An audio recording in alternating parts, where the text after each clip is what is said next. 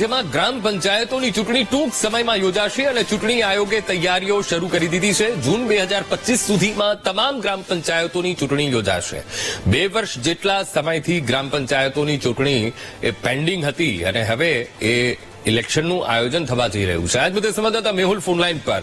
મેહુલ, 2 વર્ષથી આ પ્રક્રિયા પેન્ડિંગ અને હવે રાજ્યમાં ગ્રામ પંચાયતોની ચૂંટણી ટૂંક સમયમાં યોજાશે. મેહુલ, બિલકુલ અંકુર, વાત કરવામાં આવે તો ગ્રામ પંચાયતની ચૂંટણીને લઈને આખી તૈયારીઓ કરવામાં આવી રહી છે.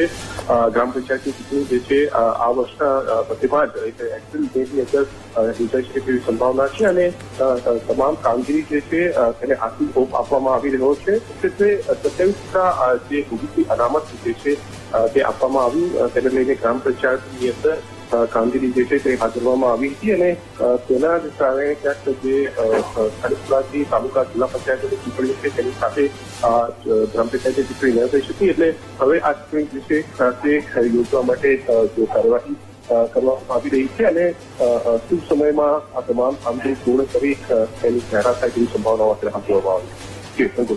જી બિલકુલ મેહુલ, સમગ્ર માહિતી સાથે જોડાવા બદલ આપનો આભાર.